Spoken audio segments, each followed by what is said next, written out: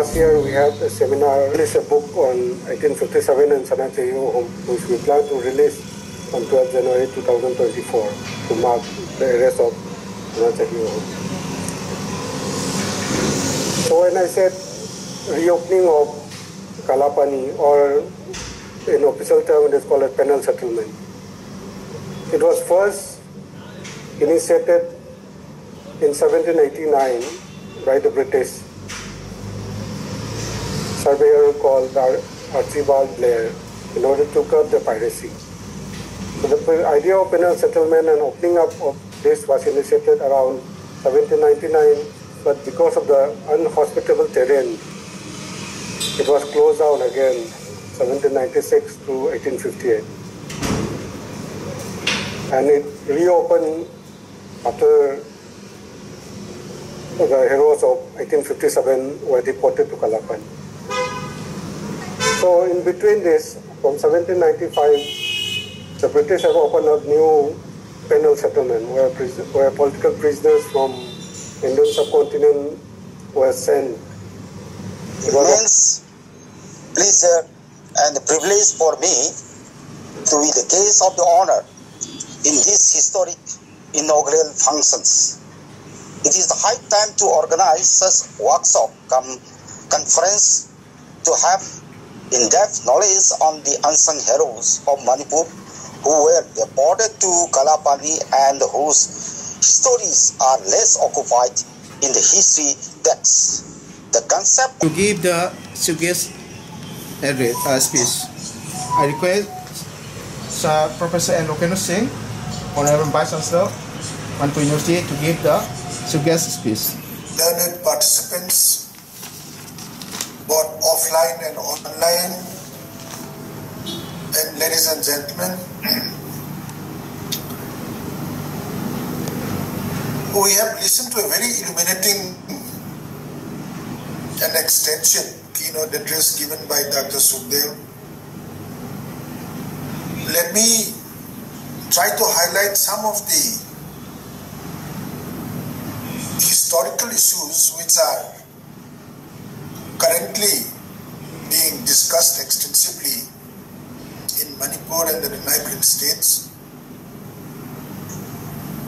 Of late, there has been a lot of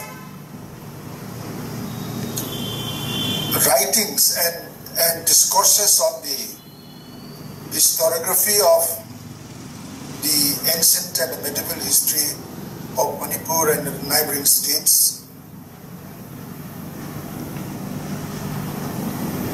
In Northeast India, there are more than 230 ethnic communities. Of all these ethnic communities, broadly, there are three ethnic groups. There is the Ahoms of Assam, the Meiteis of Manipur, and the Tripuris,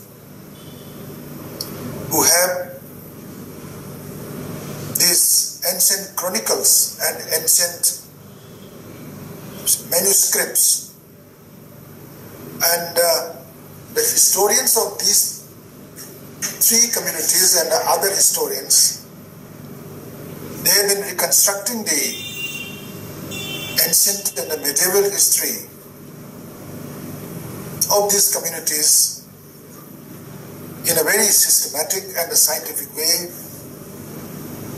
And these writings, these historical texts have been published both inside and outside the country. And broadly, all these historical texts which have been published so far, based on the available ancient manuscripts and other historical sources, have been accepted by historians all across the country and abroad.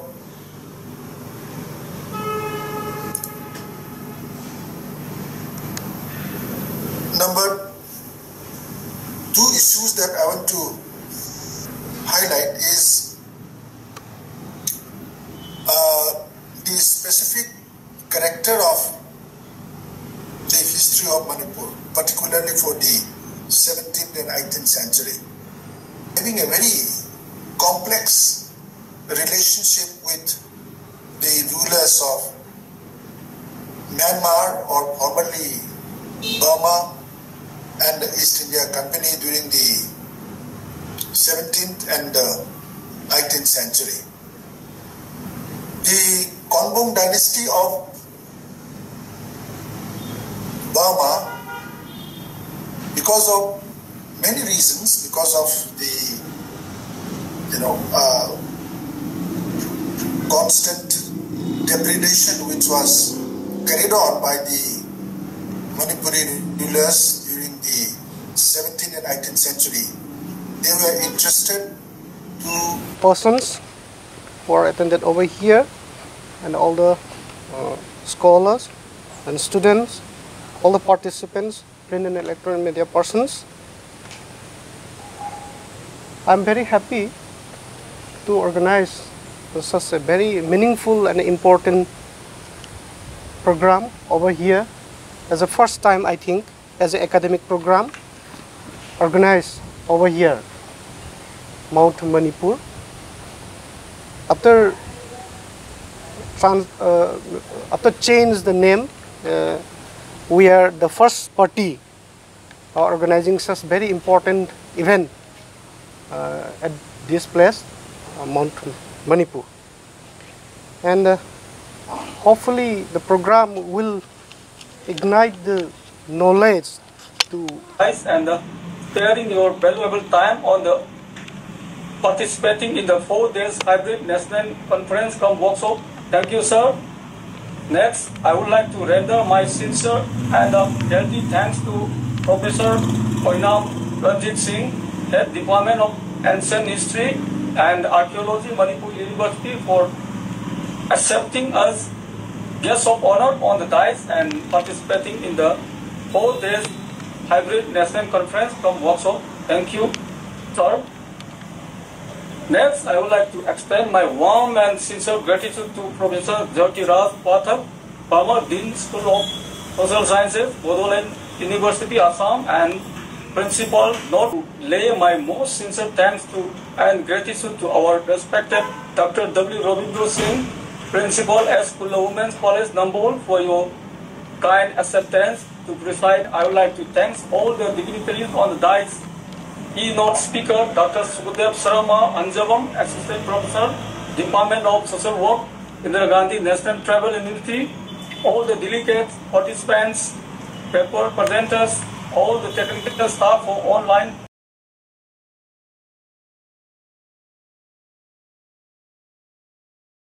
Okay. And one thing I just request to all participants, actually I allow 8 to 10 minutes. I think it is okay for the session to... This is something very important in this paper, that she has actually shaped the Universal Declaration of Human Rights. How? She has been at the age of 22, she has been sailed to even Britain to study at the London School of Economics, and she is popularly known as a nationalist leader, early feminist, and the first woman vice chancellor of Maharaja Sayaji University of Baroda. She was an Indian delegate to the United Nations Commission of Human Rights from 1957 to 52. And she championed the case for a gender-neutral rephrasing of the Universal Declaration of Human Rights, UDHR. Now here, she also proposed the name of the Eleanor Roosevelt as the chair of the committee, and that founded the Human Rights Commission and also undertook the writing of an International Bill of Rights. To Kalapani. So before going into that, I like to give a brief introduction about Manipur and the Anglo-Manipur War. Like Manipur was ruled by an independent kingdom, and which shows that by showing some kind of courtesy as shown to the princes and nobles. So it is evident that none of the Manipur war heroes who were deported to Kalapani stayed in, ever stayed in Cellular Jail. Thank you. Thank you very much to Priyadarshani ma'am, Priyadarshani Irambang. Thank you very much. And now I call to Mohammed. Let's read out the two participants who are presented during this program. First of all, Renu Pandey, the Hansa Mehta's roles and her activities, her views on inclusive approach, especially women's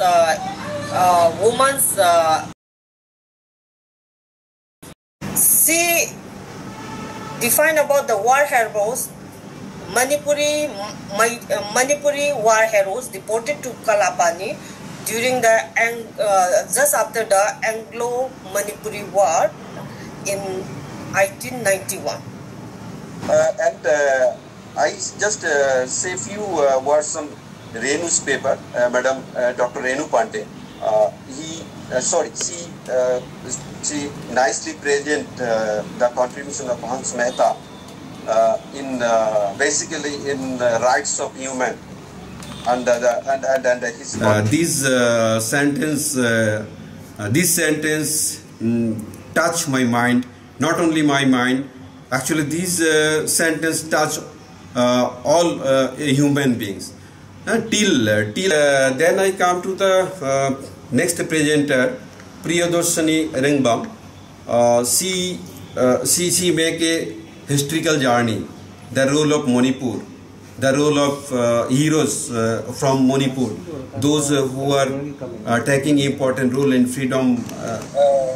Some speakers are on the online, but unfortunately they cannot present due to some network problem. Here in Andaman Nicobar Island, we are also facing internet problem. So in the Mount Manipur, we have to organize tomorrow. There is no internet facility in the Mount Manipur. Here right now we are from the Port Blair, so we are somehow managed this internet. And on